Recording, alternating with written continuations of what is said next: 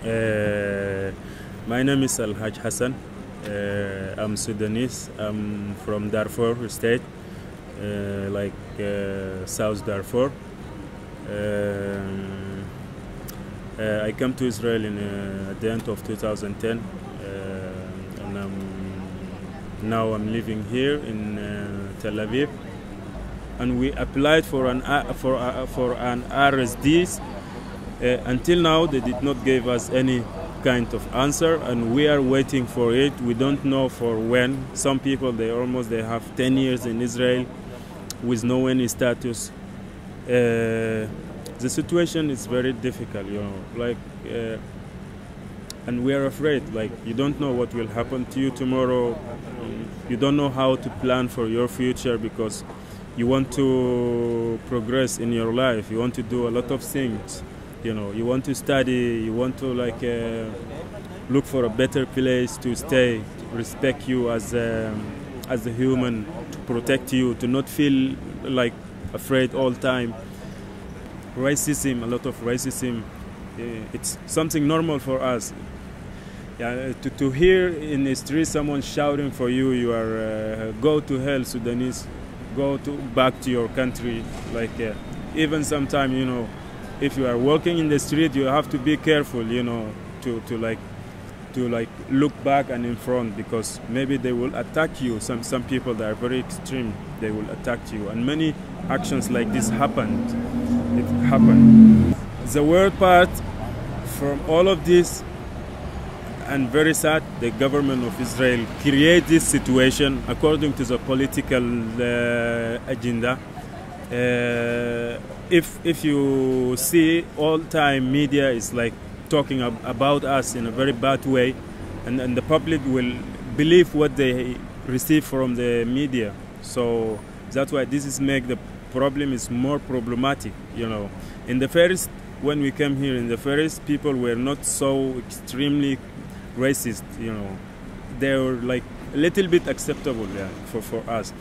But later on, the situation when the government try to focus media against us in order to issue all this decision of infiltrator and deportation and this, the public will become more aggressive and more racist for us.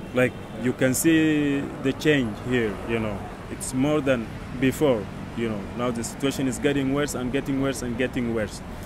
So, for example, I had many experiences before. I prefer to not take general bus for my own reason, because I tried before.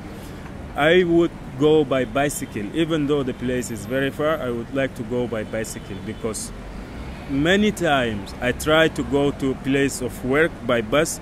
You see that when you sit in the seat before, and then no one come to sit in the seat that behind you. They will left the seat alone.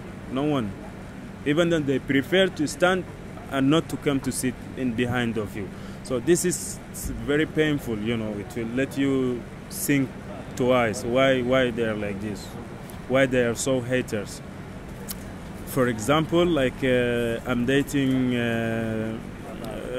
Israeli-Palestinian girl, and she's an Arab. I met her when I was in Cholot detention. She came to visit, and we met there, and we started dating each other until I get released from Cholot. Now we moved to live together.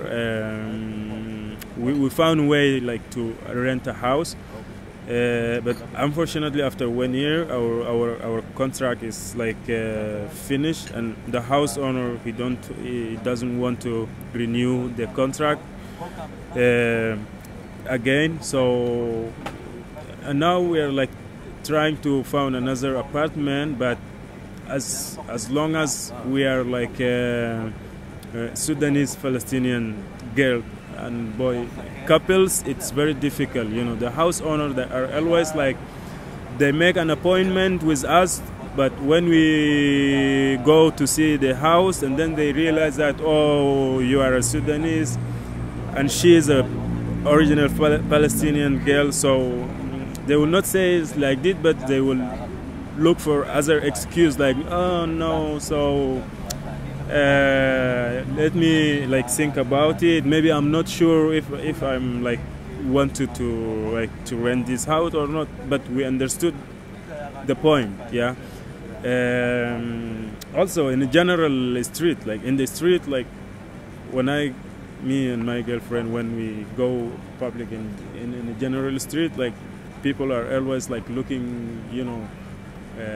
Not all of them are shout and talk to you, but some of people, from the way that they look, you understand that they want to say something.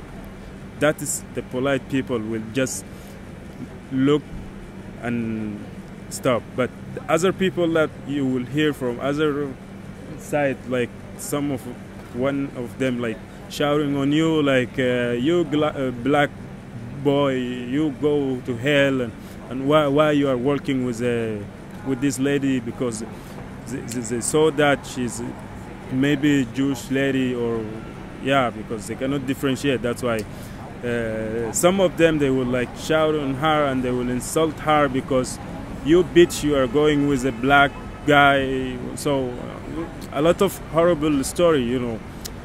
As a man, like I'm always like, when I go back to home, I'm always thinking about this. So how can I survive here? How can I live here? Am I gonna live here for all of my life? It's like this, like I'm going with my girlfriend in the street and people are shouting and looking for me, like from this point. Oh no, this is very complicated. Like it's really bad feeling, you know. You couldn't imagine that unless you feel this, unless you like try this experience. So for her is the same, you know. That's why I'm like, if I'm going to like bring children here in Israel, it's gonna be more problematic. Like for me now, I can bear all this and I will handle with it, but I'm not ready to give my children, you know, this feeling again. I'm not ready to bring my children and then they will suffer from this, you know, discrimination, you know, because they will be black, and then so they will face many problems. I knew that I have no any future here because almost 6 years. There is no way to study and there is no support. I have no like social rights. I have no like, if for example, if I get ill now, I don't know how to go to the hospital because I don't have insurance, medical insurance, for example.